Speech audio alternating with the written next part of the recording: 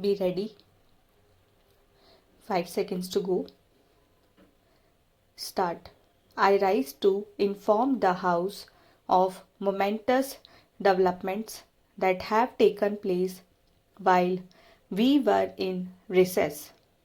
On May 11, 1998, India successfully carried out 3 underground nuclear tests. 2 more underground tests on May 13, 1998 completed the planned series of tests. I would like this House to join me in paying fulsome tribute to our scientists, engineers, and defense personnel whose singular achievements have given us a renewed sense of national pride and self-confidence. In addition to the statement I now make, I have also taken the opportunity to submit to the House a paper entitled Evaluation of India's Nuclear Policy. In 1947, when India emerged as a free country to take its rightful place in the Committee of Nations, the nuclear age had already dawned.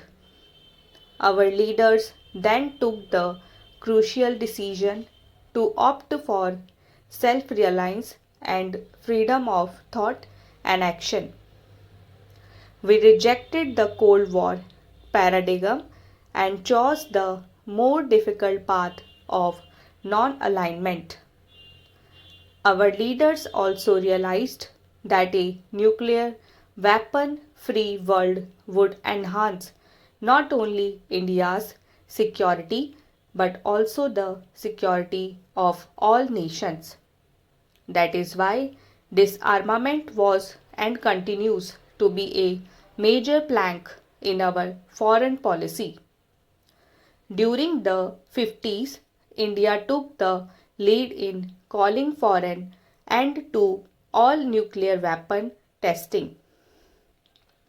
Addressing the Lok Sabha on April 2, 1954, Pandit Jawaharlal Nehru, to whose memory we pay homage today, stated nuclear, chemical, and biological energy and power should not be used to forge weapons of mass destruction.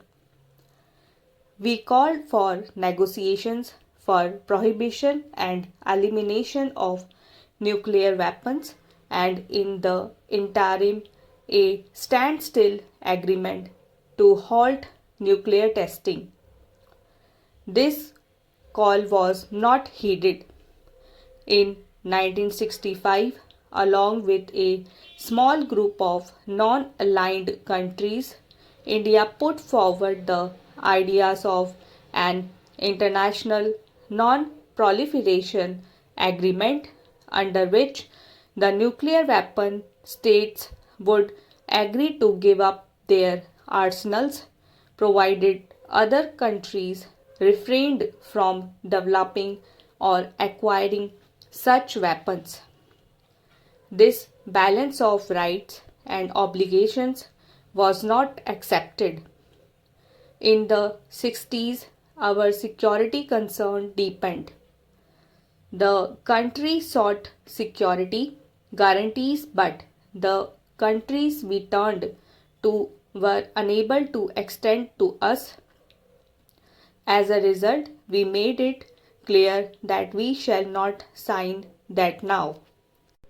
The Lok Sabha debated the issue. Prime Minister late Srimati Indira Gandhi assured the House that we shall be guided entirely by our self-enlightenment and the considerations of national security. This was a turning point and this House strengthened the decision of the then government by reflecting a national consensus. Our decision not to sign the NPT was in keeping with our basic objectives. In 1974, we demonstrated our nuclear capability. Successive governments thereafter have taken all necessary steps in keeping with the resolve and national will to safeguard India's nuclear option. This was the primary reason behind the 1996 decision for not signing the CTBT, a decision that also enjoyed consensus of this House. The decades of the 80s and 90s had meanwhile witnessed the gradual deterioration of our security environment as a result of nuclear and missile proliferation. In our neighborhood, nuclear weapons had increased and more sophisticated delivery systems inducted. In addition, India has also been the victim of an externally aided and abated terrorism, militancy, and clandestine war. At a global level, we see no evidence on the part of the nuclear weapon states to take decisive and irreversible steps in moving forward a nuclear weapon free world. India, instead, we have seen that the NPT has been extended indefinitely and unconditionally, perpetuating the existing of nuclear weapons in the hands of the five countries. Under such circumstances, the government was faced with a difficult decision.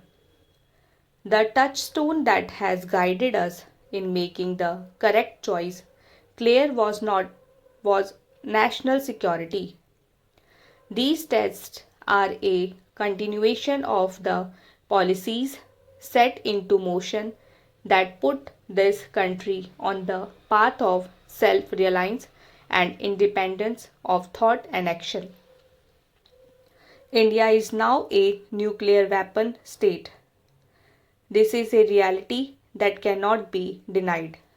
It is not a conformment that we seek, nor is it a status for others to grant. It is an endowment to the nation by our scientists and engineers. It is India's due, the right of 1/6 of humankind. Our strengthened capability adds to our sense of responsibility. We do not intend to use these weapons for aggression or for mounting threats against any country. These are weapons of self-defense to ensure that India is not subjected to nuclear threats or coercion. We do not intend to engage in an arms race. We had taken a number of initiatives in the past,